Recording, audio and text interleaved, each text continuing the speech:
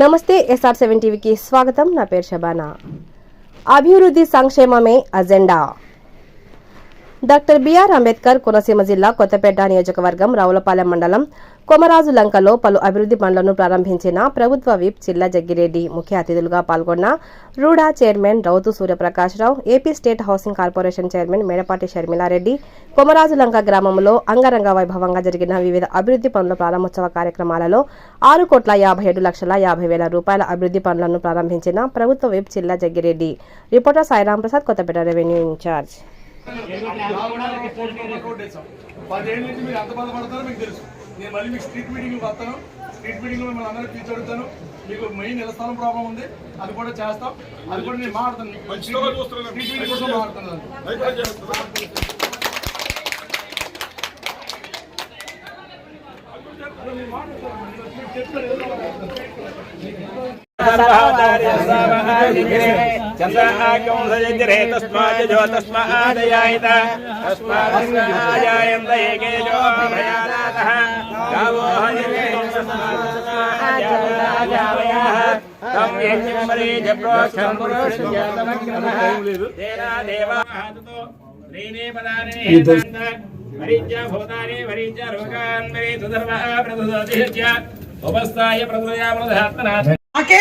ఎక్కడికి వెళ్తున్నావు, ఎక్కడ తీసుకెళ్తున్నావు అని అడిగాను ఎంట్రన్స్ వస్తున్నప్పుడు. బికాస్ నేను చూడలేదు.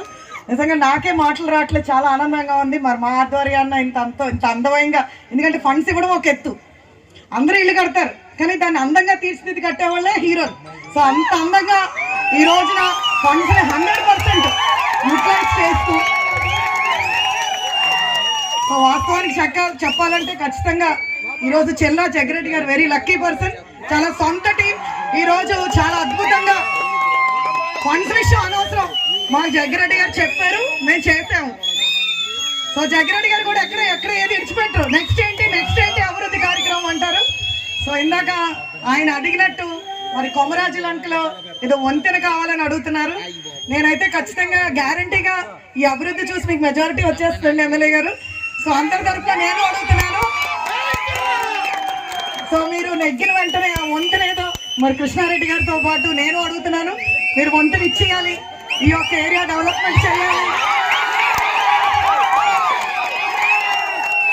మరి వంతెన ఇవ్వాలని మనస్ఫూర్తిగా కోరుతున్నాను. ఆ రోజు కృష్ణారెడ్డి గారితో పాటు నేను వస్తాను, మీ యొక్క ఫ్యామిలీ మెంబర్ కింద. సో ఖచ్చితంగా మరి ఈ రోజున ఈ యొక్క ఏదో 4,800 ఓట్లు అంటున్నారు. మరి నేనైతే ఒకటే మిమ్మల్ని అందరినీ కోరేది ఏంటంటే 4,800 ఓట్లలో మాక్సిమం మనకే వచ్చి ఇలాగా 4,000. ఓకే, 4,000 గ్యారంటీ అండి. ఓకే, 4,000 గ్యారంటీగా మరి పడే విధంగా మీరు అందరికీ మరి ఈరోజు చెల్లా జగ్గిరెడ్డి గారిని ఎగ్గించుకుందాం. కొత్తపేట గడ్డ మీద కూడా మళ్ళీ చెప్పి సందర్భంగా మీ అందరికీ మనవి చేస్తూ ఉన్నా. దానికి మా దగ్గర ఉన్న ఆయుధం ప్రజాసేవ అని చెప్పి సందర్భంగా మనవి చేస్తూ ఉన్నాం. అంతేగాని వాళ్ళు వీళ్ళు రోడ్లు అయితే పేర్లు పెట్టుకోవడానికి పక్కన ఫ్లెక్స్ పెట్టుకోవడానికి కాదు. మేము పెట్టుకోం ఫ్లెక్స్, మీరు పెట్టుకోండి. మేము వేసిన రోడ్డు పక్కన మీరు పెట్టుకోండి, బాగా మాకేదో ఇబ్బంది లేదు. కానీ ఎందుకు ఇవి చెప్తున్నారంటే వారు చేసే పనులు కేవలం వాళ్ళ వీళ్ళు చేసినట్లు పేర్లు పెట్టుకోవడం తప్ప వీళ్ళు చేసి ఏమి ఇక్కడ లేవని చెప్పి సందర్భంగా మనం చేస్తున్నాం. ఈ రోజు కోనసీమ ప్రాంతంలో గతంలో మా తండ్రి గారు చెప్తాం, మా తాతయ్య గారి టైంలో వరద వస్తే ఈ ప్రాంతం మొత్తం మునిగిపోయి జబ్బులు వచ్చేసే పరిస్థితి. అటువంటి పరిస్థితుల్లో వరదలు వచ్చినప్పుడు ఎప్పుడైనా ఇక్కడ ఉన్నటువంటి వారికి అరిచేతిలో పెట్టుకుని ప్రాణాలు అరిచేతిలో పెట్టి బతికేవారు.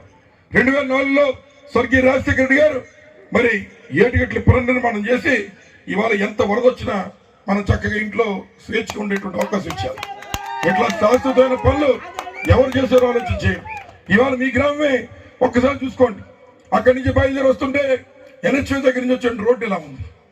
ఆ రోడ్డు కొంత ముందు వచ్చేసరికి కృష్ణాడు ఇప్పుడే చెప్పాడు, ఏదో మీ గ్రామానికి ముందు ఒక పెంట కుప్పతోనే స్వాగతం పలికేవారు.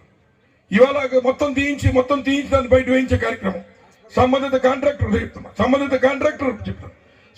కాంట్రాక్టర్ నేను ఈ పని చేయలేను బాబు, ఎంత తవ్విన వస్తుంది ఇది, అసలు చేయలేకపోతున్నప్పటికీ 600 ట్రాక్టర్లు బయట తోలేనని చెప్పాడు. కృష్ణారెడ్డి వచ్చి ఏమండి పని మధ్యలో ఆపేస్తే ఇబ్బంది అని చెప్పాడు. అయినా కూడా ఆయన మీద ఒత్తిడి చేసి ఒకవైపు గ్రామాల్లో ఎలక్షన్ వస్తున్నాడు, మళ్ళీ ఎవరిని కొడితే ఈ టైంలో ఇబ్బంది వస్తుందేమో అని ఆలోచన చేస్తే మీ గ్రామంలో ఉన్నటువంటి ప్రజలంతా కృష్ణారెడ్డి కానీ మా ప్రభుత్వానికి కానీ మాకు కానీ సహకరించినందుకు ఈ రోజు జరిగింది మీ గ్రామంలో చెప్పి సందర్భంగా మనం చేస్తున్నాం. ఎవరో ఒకడో ఇద్దరు ఉంటారు. ఇవాళ ఇళ్ళ స్థలాలు ఇచ్చాను నేను. ఒక్కో ఇల్లు 15 లక్షల విలువైనటువంటి స్థలాలు చాలా చోట్ల ఇచ్చాం. కానీ అందులో 90 మంది మాకే ఓట్లు ఎత్తారు, ఒక 5 వేయరు. ఏం చేద్దంటే తల్లిదండ్రులు జన్మనిచ్చిన చెప్పుకుని ఉంటాడు, వాళ్ళ పల్లె కన్నారని చెప్పుకుని ఉంటాడు. ఆలోచించి ఒకడే